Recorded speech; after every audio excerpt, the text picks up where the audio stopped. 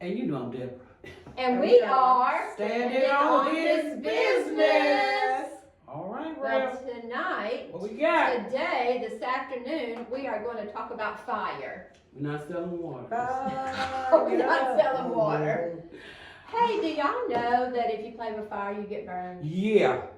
That's what they tell me. That's what I heard. That's what I heard. Do you know what? I didn't learn that very easily. My mama told me not to play with matches, Lisa, but I did. You did it anyway? And I caught the barn on fire. Oh. So you really understand that. So I really understand about fire. Now you know. That's crazy. No, seriously, in life, if you play with fire, you're going to get burned. Yeah, that's right. But we want to talk about what happens when you're going through the fire. Personally, professionally, in the ministry. Yeah. How do you go through the fire without being burned up? There are 3 cool dudes. Yeah. That's what I call them, 3 cool dudes. Shadrach, Meshach, and Abednego. I'm not going to tell you what we Don't tell them what we got. All right, go ahead, go right on, Ray, go right on. In the book of Daniel, chapter 3, if you want to yeah. look it up, it's an interesting story about these 3 cool dudes. Yeah. But no, really, in all seriousness, they were going into the literal fire, fire. Yeah. And there was a king there who was named Nebuchadnezzar. Okay. And he, in verse 13, said he was in a furious rage. Have you ever been on the other end of somebody's furious rage? Yes, ma'am. Come on, tell us about it. Yes, Tell us a little bit about how you survived that before fiery saved or trial. after saved? Well, girl, whatever you want to tell us. I survived in a different way before saved. Exactly, right. Yeah, but you know, people, just like King Nebuchadnezzar, people want what they want, right? And they seem to want, just like he did, they seem to covet other people's favor, right? Come on. And other people's gifts. So I have literally had someone at a church, right? At a church. Come on. And this is kind of like why I stopped joining churches also. I just assemble myself. Take it up with Jesus, take it up with Jesus. But this is kind of why, because I was so excited, just so excited, just, you know, when you first get saved, like you're just so excited and you just want everything. And so because God favors me, like when I take on a task, not because he's no respecter of persons. This is not because Deborah is so awesome, which she is, but that's not why. She is. So it just because my heart just wanted to do everything, right? And so I was in a church where people had been in position for 30, 40, 50 years. And a new pastor came, wanted to go in a, direction, and made me the head usher. So the head usher, who had been the head usher for like 50, 60 years, she was furious. And you know, I respect my elders, right? Yeah. I respect, it's really nothing that an elder, even before I was saved, right? It's really nothing an elder can say to me that I would, and I have never seen this kind of fury. And let me tell you something, this is a true story.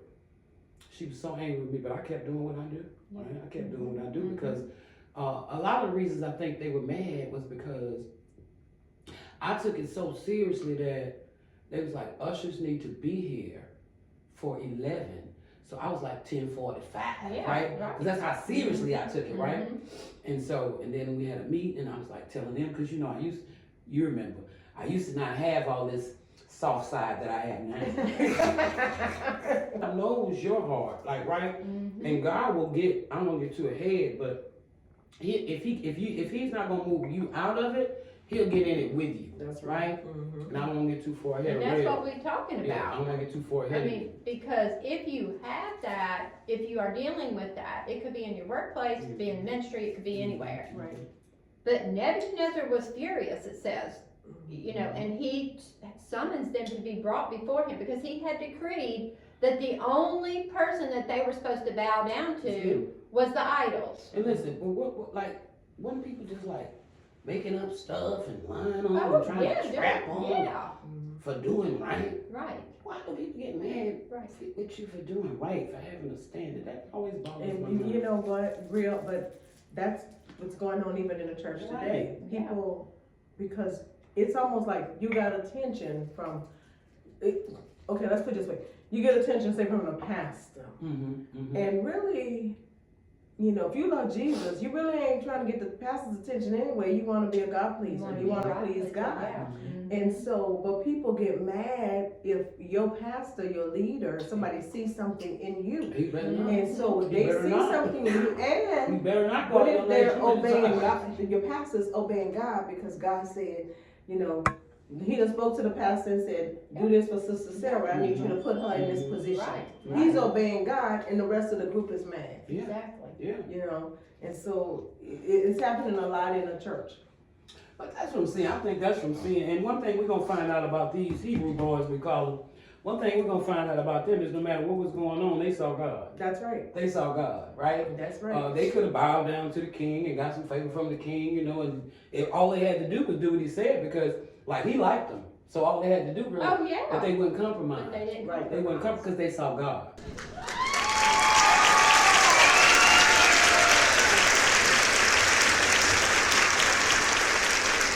They saw God. And I think that makes me have this question.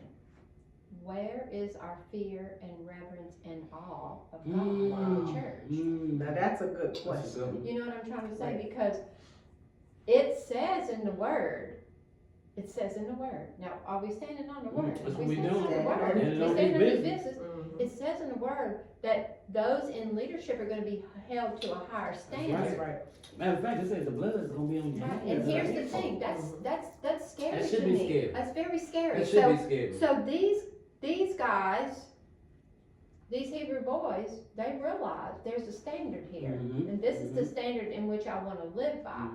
So they're telling him, we're not going to be, because this is the only one that we serve. God is who we serve, and He will save us from it in verse 17. He will rescue us from the hands of the king, but even if He does not. See, that's what I like. Yeah. That's what I like right there. Yeah. Because everybody just wants God to just show up now. Show up now. Why you hadn't showed up?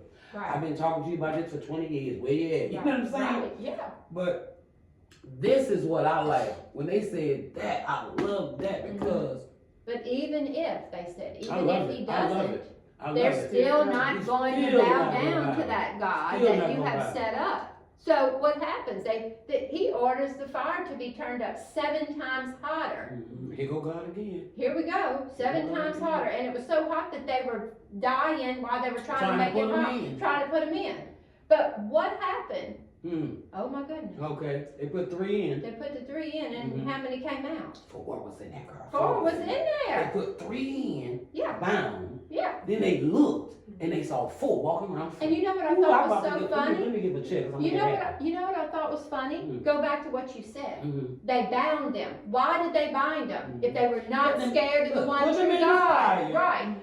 Turning it up as high as it can go, and you still gotta tie me up. Right. You scared? You scared? You scared? Just say it. Nebuchadnezzar, I mean, he knew their God. Yeah. He didn't know him like they knew. Right.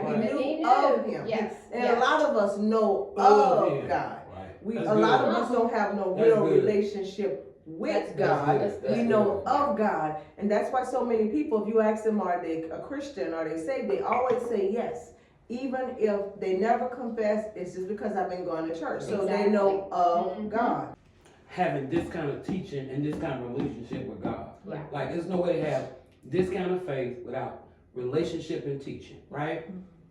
And I think today's people, they don't really want a whole lot of teaching. they really want the pastor to have faith for them. That's exactly Or whoever the Right. prayer warriors in the church, Right. or, you know, and they really don't want to be responsible for the word they know. right. Because he says, when you know, That's right, you're That's responsible. You're So a lot of people going to church 30, 40 years and they don't want to be responsible for the word they know, so they don't try to go deep. Right.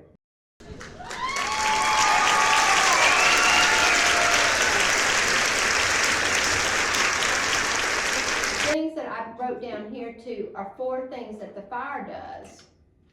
It refines. Yeah. It transforms us. It's supposed to transform us Supposed into to. the likeness and the image of Christ. We're supposed to be to. looking more like Jesus, not Right. like each other. And like you said, having jealousy and saying, well, why they didn't make me the head usher? Why they didn't make me do this? Or why they didn't call my name? We're supposed to be calling his name. Growth and development. So just like these 3 young men, they were And they trained. didn't want to go in the fire, Well, right? no. Nobody wants to go in the fire, No. right? No. So we go through things. I want to get out. I wanna get out, Right. right?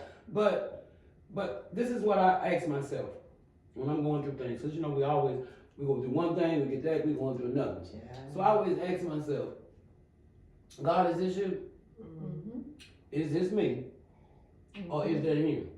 Mhm. And then by the answer, I know how I should proceed, right? Mhm. Because if it's God, it's really nothing I can do about it except do what it is He is letting this situation train me and teach me to do. Right. If it's me, I know I need to correct some things. Let each man examine himself. Right. If it's him, I'm gonna put the word on it, right? So everybody wants to get out. Everybody wants to get out. Like who wants to be in the fire? Right? Nobody, but No. if you don't go through the fire, you can't be refined. You can't be purified. That's the process Exactly. of The coming fire. to know God, the Yeah. fire. You know, if everything is smooth, that's just like rich people, filthy rich people, because I'm rich, you know.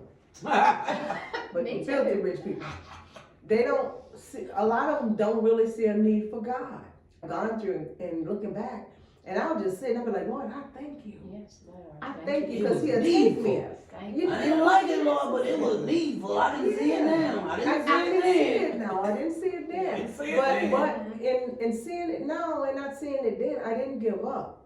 You know, I may have rocked side to side, but I didn't give up. You know, there have been some times, before we go to break, there have been some times when the fire has gotten so intense.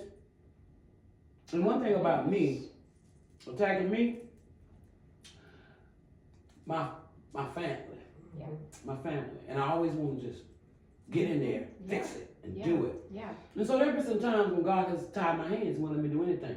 And so to me, that's fire. Because when you have a person like me who wants to fix it, because that's what I want to do. Like, I don't want to hear the problem. Like, I don't hear the labor. I want us to get the baby. So I want to fix it.